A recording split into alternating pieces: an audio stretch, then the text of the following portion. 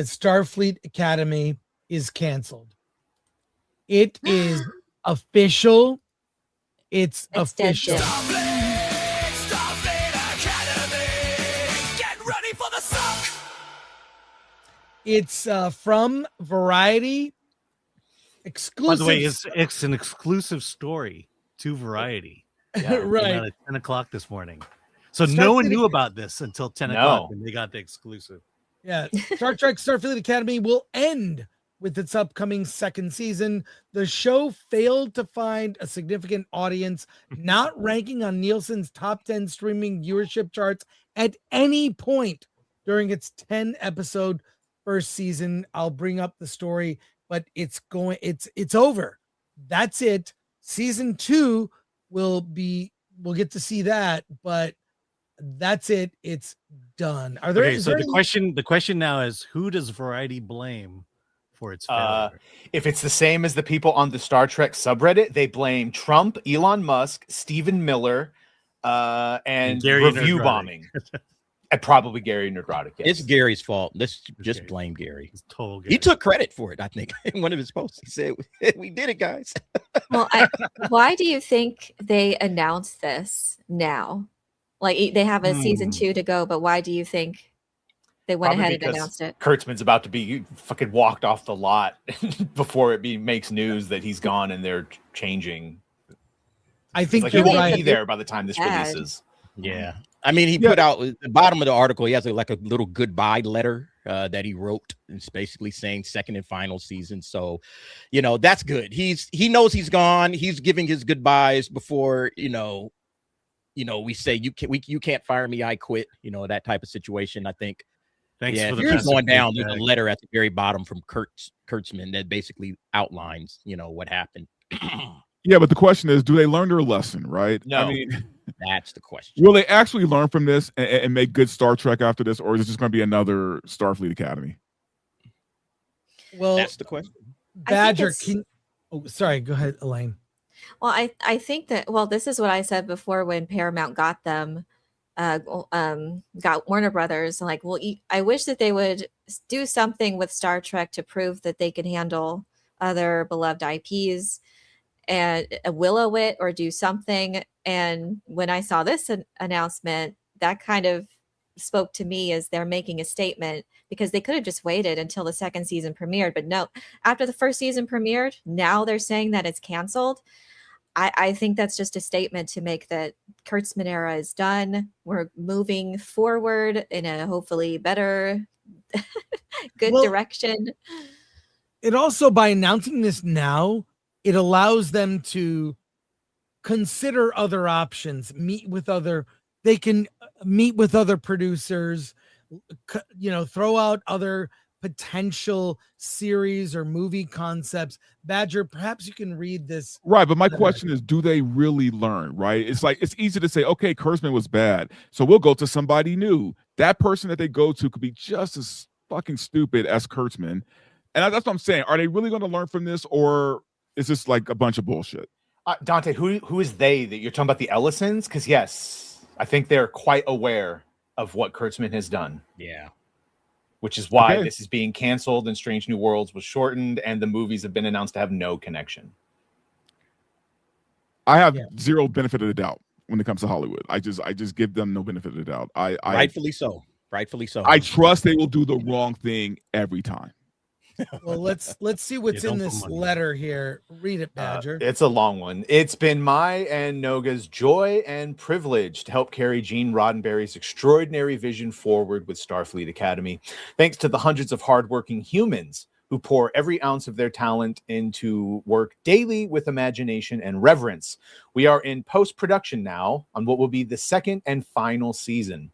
We're so proud of what we've accomplished together on this show, and the world will get to see the work of these extraordinary artists when season 2 airs. We will finish strong.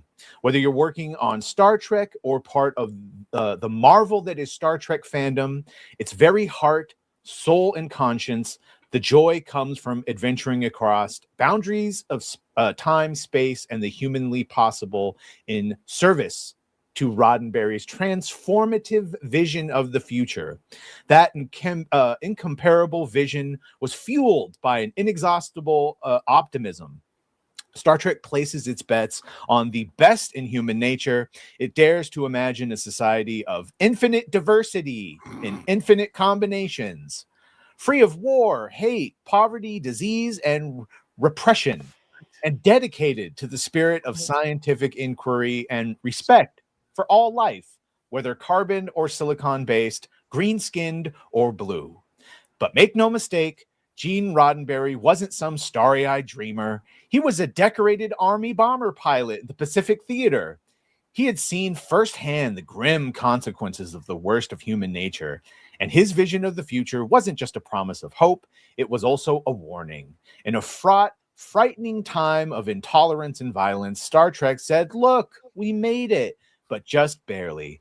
First, we had to pull all those ancient scourges behind us. It said that what makes us as glorious as a species and gives us hope for the future and the galaxy is inextricably linked to what makes us dangerous to each other, to this one world we presently inhabit, and to ourselves. That dual message of hope and of warning isn't just a petty dream, but a call, or pretty dream rather, but a call to action, to talk about who we are in a different ways.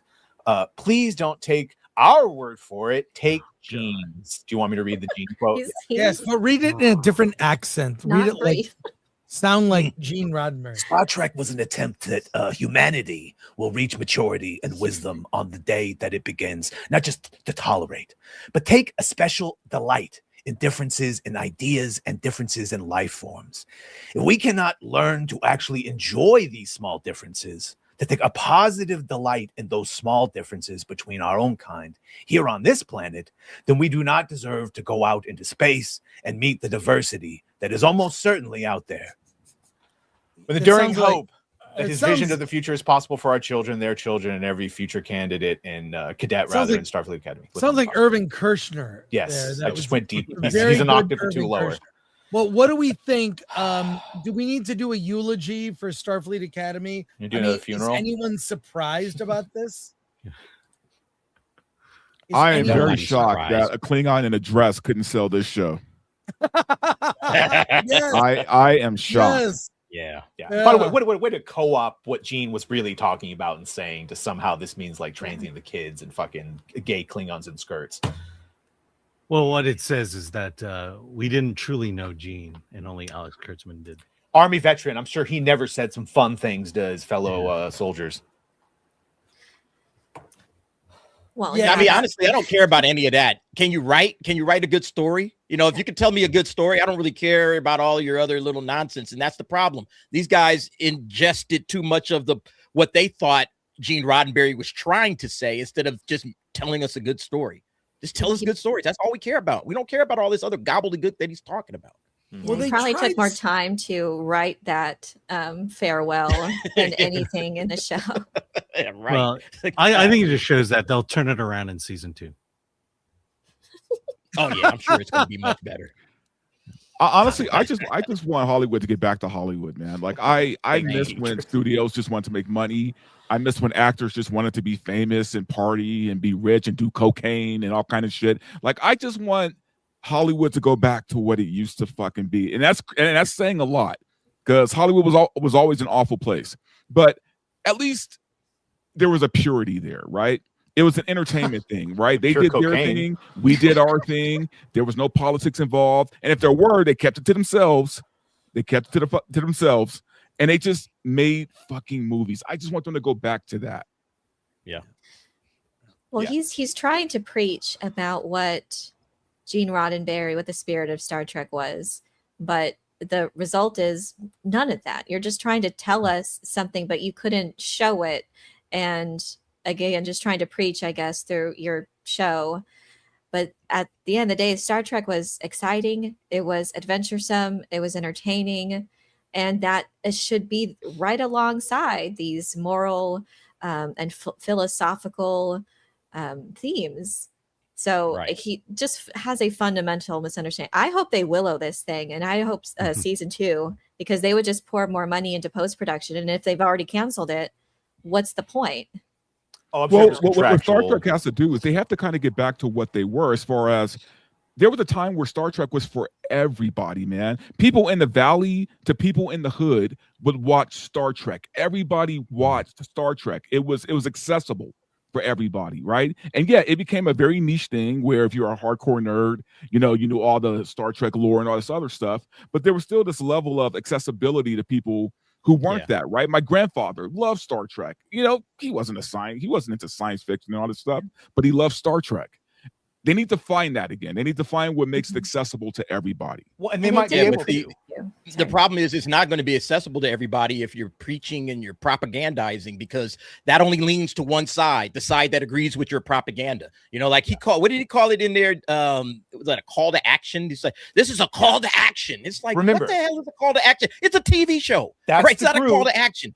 That's the group that writes that shit about Chuck Norris. That's the group that thinks half the country, because they voted for Trump, is in fact a Nazi. They don't want to make it for everyone, because that would mean making it for the Nazis. Right. So, but now you've got and this is why they melt down about Paramount and the Ellisons, because the Paramount Ellisons will make it for everyone. But being middle of the road now, and that's what Chuck was saying, just being middle of the road, they've gone so far to the left that we're all alt-right. So just making it for everyone means that you are part of the enemy. They solely wanted to preach to people instead of asking questions, instead of just presenting a story where people were inspired people to think. It was telling you what to think. Yeah. And that's a very different style. And obviously, it, like Variety even said, it didn't find an audience because it wasn't entertaining. I got to give credit to Alex Kurtzman, though, because over the last 3 weeks, he finally did research on who Gene Roddenberry was. Just read the wiki real quick. Yeah.